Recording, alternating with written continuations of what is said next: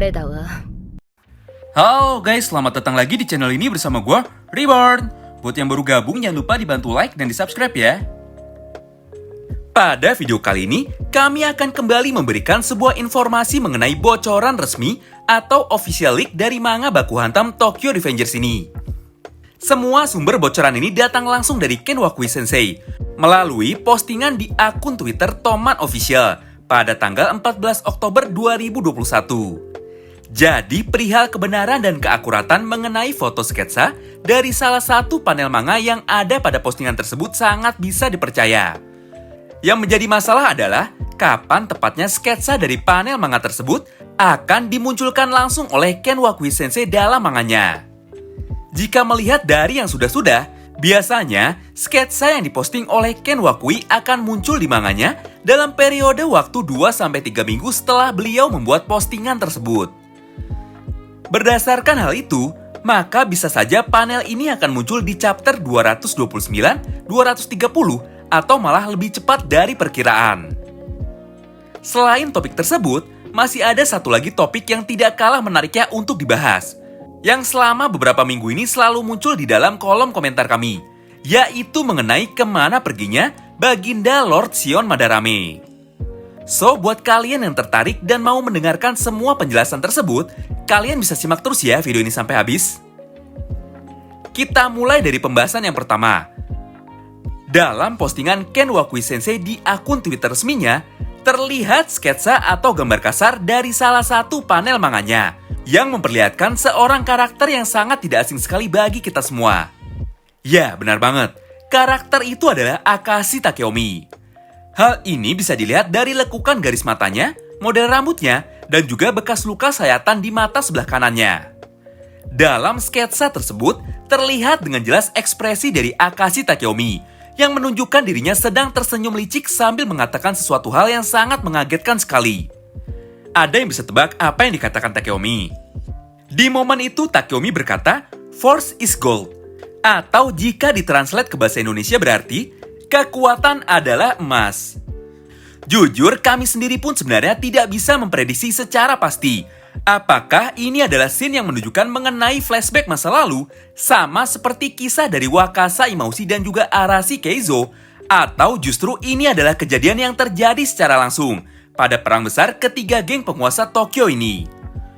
Oleh karena itu, pada kesempatan kali ini, kami akan bahas hal tersebut dari dua sudut pandang yang sangat berbeda. Yang pertama, jika ini adalah panel flashback atau panel kisah masa lalu dari Akashi Takeomi, maka kemungkinan besar di chapter tersebut kita akan melihat backstory dan latar belakang dari seorang Takeomi mengenai kedekatannya dengan Shinichiro Sano dan juga kecintaannya serta obsesinya terhadap uang.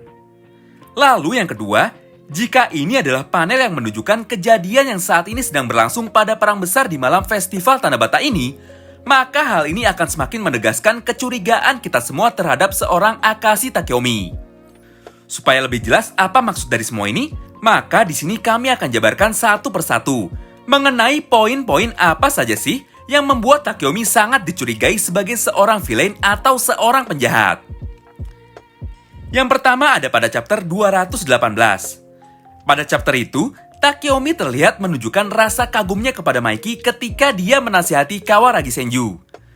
Di momen tersebut, Takeomi pun berkata, jika Senju tidak boleh melibatkan emosinya ketika sedang membuat sebuah keputusan penting. Dari sini sebenarnya sudah sangat jelas sekali terlihat, jika Takeomi bukanlah sosok yang mengedepankan emosinya saat berada dalam masalah. Hal ini pun sebenarnya sudah ditunjukkan berkali-kali dalam manganya. Contohnya, saat bentrokan pertama antara geng Brahman dan juga geng Rokuhara Tandai terjadi. Pada saat itu, Takeomi dengan tenang menolak ajakan bertarung dari geng Rokuhara Tandai dan menyampaikan jika niatnya datang karena hanya ingin merekrut Takemichi. Contoh selanjutnya terlihat ketika Takeomi sedang berhadapan dengan Draken. Di momen itu, Draken sudah sangat emosi sekali kepada Takeomi karena geng Brahman berencana melibatkan kembali Takemichi ke dalam dunia berandalan tanpa sepengetahuannya. Namun, tidak peduli sekasar apapun Draken memperlakukan Takeomi, Takeomi ternyata mampu menahan emosinya dan bisa terus tetap tenang menghadapi amarah dari Draken. Kemudian, poin yang kedua ada pada chapter 219. Singkatnya, Pada chapter tersebut, Senju menyampaikan kepada Takemichi, jika saat ini Takeomi sudah sangat berubah sekali. Tujuan Takeomi bukan lagi hanya ingin membuat Brahman menjadi geng yang paling kuat, tapi Takeomi menginginkan Brahman menjadi sebuah geng yang lebih besar dari geng Brahman yang ada saat ini. Hal ini hanya bisa dicapai ketika Takeomi berhasil menyerap kekuatan dan anggota dari dua geng terkuat lainnya, yaitu geng Rokuara Tandai dan juga geng Kantomanji. Kemudian poin yang terakhir bisa kita lihat dari chapter 222 sampai dengan chapter 226. Di mana pada kesemua chapter tersebut, kita bisa melihat luapan emosi berlebihan yang ditunjukkan oleh Akashi Takeomi. Awalnya kami menganggap jika itu adalah ekspresi wajar yang ditunjukkan oleh Akashi Takeomi. Apalagi setelah mengetahui salah satu anggota gengnya ada yang terbunuh. Namun entah kenapa, semakin lama Takeomi memainkan perannya dan menunjukkan emosinya, maka semakin jelas pula terlihat jika ternyata semua ini hanyalah drama atau akting yang dimainkan oleh Akashi Takeomi. Memang kematian Draken adalah sebuah kabar duka yang sangat menyedihkan. Namun Takeomi sebagai seorang panutan dan juga sebagai seorang petinggi geng Brahman, harusnya dirinya mampu menjaga ketenangannya dan juga emosinya. Padahal dia sendiri yang mengingatkan Senju untuk tidak pernah melibatkan emosinya dalam membuat sebuah keputusan yang sangat penting. Namun kali ini kenyataannya justru sebaliknya. Saat ini Takeomi lah orang yang paling bersemangat untuk membalaskan dendam kematian Draken dan memulai pertempuran besar antara ketiga geng terkuat penguasa Tokyo ini jauh lebih awal. Apalagi saat ini ketiga poin di atas sangat didukung sekali oleh bocoran resmi atau official leak yang ditunjukkan oleh Ken Wakui Sensei pada akun Twitter resminya. Bayangkan saja, setelah Akashi Takeomi meluapkan emosinya selama 4 chapter, tiba-tiba di chapter yang akan datang, dia kembali menunjukkan raut wajah kriminalnya dan menunjukkan senyum jahatnya sambil berkata, "Kekuatan adalah uang." Wow, menarik banget ya. Supaya lebih nyambung dan lebih paham mengenai hubungan antara ketiga bocoran resmi yang sudah diposting oleh Ken Wakui Sensei dalam periode waktu 3 minggu kebelakang ini, di akhir video ini, kami akan merangkum semuanya menjadi sebuah urutan cerita yang bisa kita nikmati bersama. Kita mulai dari yang paling dekat dulu.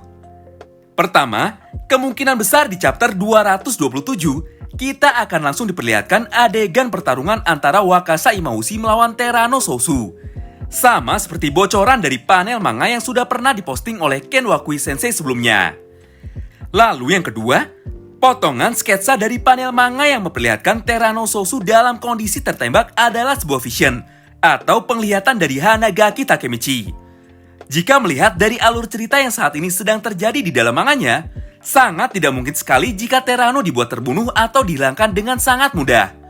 Karena masih banyak plot penting yang perlu dimainkan oleh Terano Sousu ke depannya. Kemudian yang terakhir, setelah Wakasa atau Benkei kalah, atau setelah Takeomi berhasil mencapai tujuannya dan menunjukkan wajah aslinya, dia pun kemudian menyudahi sandiwaranya dan dengan bangga berkata kepada semua orang di medan tempur ini, jika kekuatan adalah emas. Kini semuanya pun terjawab. Mengenai apa alasan Takeomi ingin membuat Brahman menjadi sebuah geng terkuat di Jepang, sekaligus geng terbesar di seluruh Jepang. Semakin kuat geng tersebut, maka akan semakin banyak perusahaan yang membutuhkan jasa dari geng itu. Dan semakin besar serta semakin banyak anggota dari geng tersebut, maka akan semakin banyak pekerjaan yang bisa mereka tangani. Semakin banyak pekerjaan yang mereka tangani, maka semakin banyak pula uang yang dihasilkan oleh mereka semua. Tidak heran jika pada akhirnya Akashi Takeomi di masa depan bergabung ke dalam Bonten.